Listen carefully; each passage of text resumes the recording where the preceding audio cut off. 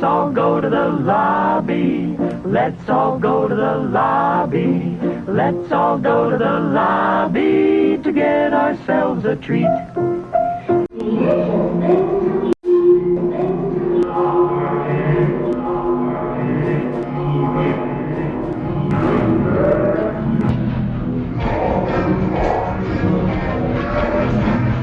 Let's all go to the lobby to get ourselves a treat. Hello, everybody, and welcome to the Ad Read Podcast, a podcast where we read ads? I am a pet lover, and I hope you are too. So let's start today's show with an ad close to my heart. Hello, this is Fucky the cat. And I'm here to talk to you about a place that I like to call home called funpets.com. I live in the website. I'm a cat. I like to...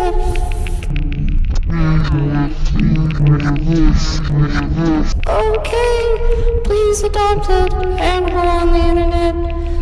I'm at funpets.com. And again, my name's Fuck. I can also talk. Hey, funpets.com. Tell them. That was wonderful. And now, another ad or something. The moon is nothing without the sun reflecting light off its pasty, pale, disgusting surface. Worship the power of the sun. It gives life. With its ultraviolet power, it can take life by expanding to engulf the whole solar system in its relentless flame. The food you eat only exists because the power of the sun. Obey the sun as you would obey a god. You are nothing without the sun. You are nothing without its bounty. Let the plebes at other companies bicker about something as worthless as the moon. Sunbasket brings you food with the power of the sun. Sunbasket. Obey. Let's hear some user testimonials. That's it. I'm done with Bentmore buckets. If you aren't going to take this very real product defect seriously, I'm going to have to sue. I didn't want to be one of those people who jumped into a lawsuit, but you really have left me no choice. And another thing, I am never buying your terrible product ever again. This is disgraceful. That was awesome. Grandma was so excited her brooch was mentioned on the show. But if you could just confirm you received the brooch? I know I'm nitpicking, but I asked you to confirm you got it in the mail, and I'm worried you didn't. Oh, and I made an appointment at Voodoo Monkey Tattoos next Thursday at 7 p.m. I figured we'd get matching tattoos. My treat. See you then. Hi, this is Teresa. I get told a lot that I look like Angelina Jolie and that Octomom, you know, the lady that has all those children. Yeah, I'm a pretty exotic looking individual, and I like to get a lot of work done. You know, face and body, and you know, just trying to look my very best. But the reason that I'm calling in is to promote Xanax. Yes, Xanax. Yeah, the pill. Xanax sure does the trick. You know, sometimes you're just not there, and you don't have to be there. You know, Xanax. It's good for the family. It's good for children and elderly. Xanax is great. Xanax. Yeah.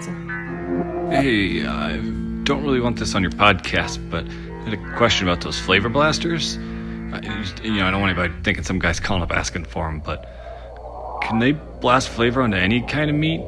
Like exotic meats? You don't have to broadcast this. You can just send it to my email. Thanks. Awesome. Time for more ads. Innovation. Wonderment. Comfort. Beauty. Design. Liveliness. Medical. Wildlife.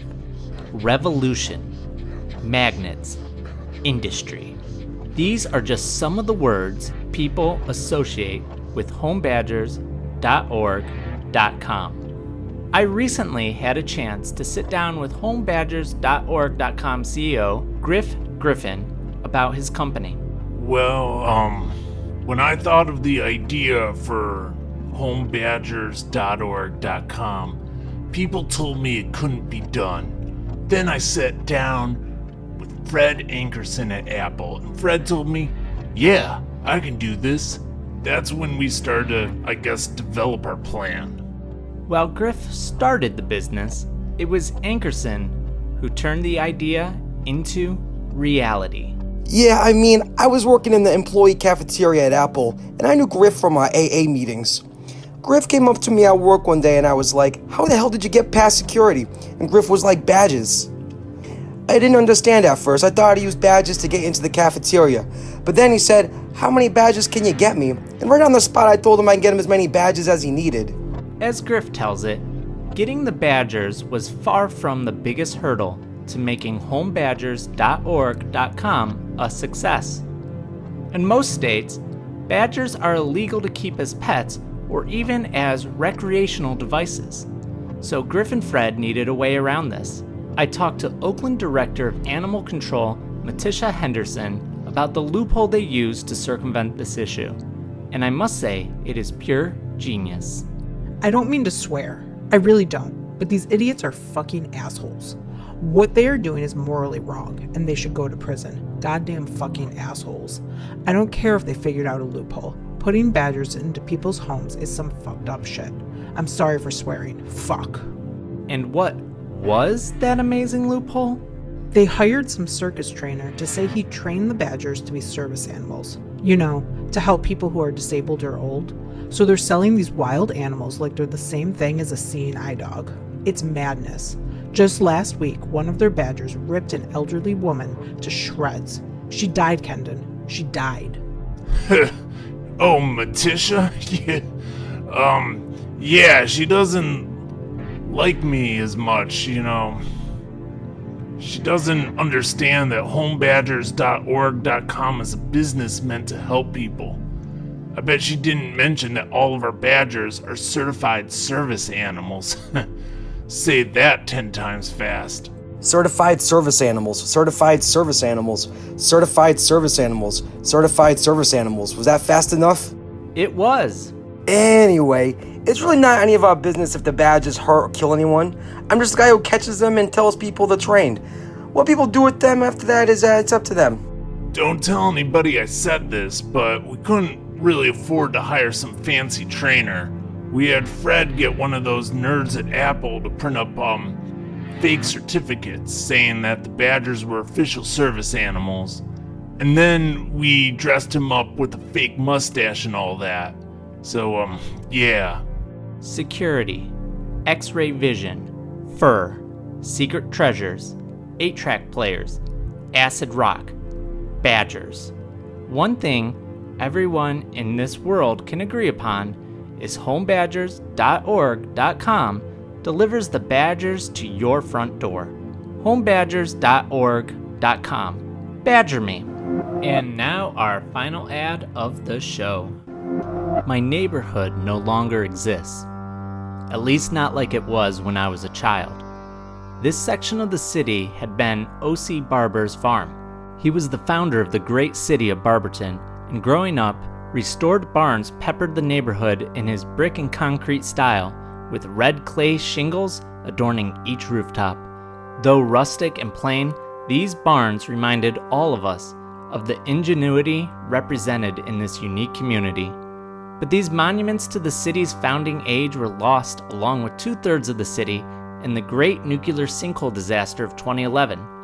Ironic, wasn't it, that unchecked chemical and nuclear dumping and experimentation was also the city's downfall.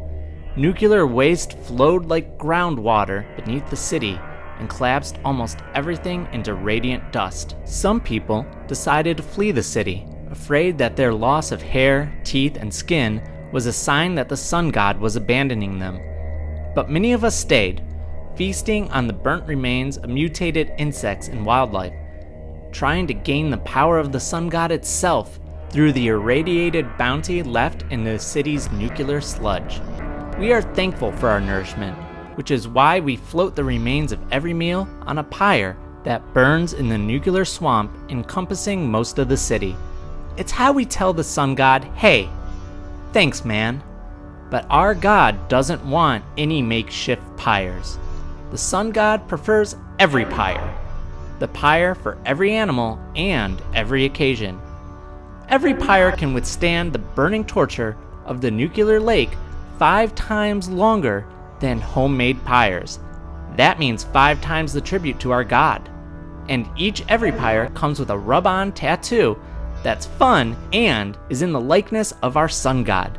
Just apply a small slathering of nuclear waste and the sun tattoo burns directly through your skin. Wherever you go, everyone will know you're on fire for the pyre. Every pyre.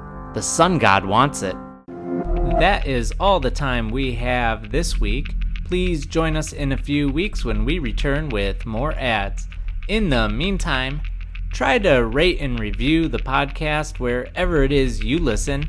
I don't know where that is. I hope you do. And maybe share this with your boss at work. I don't know, tell her or him or they that the show is just cool and that maybe they'd be into it.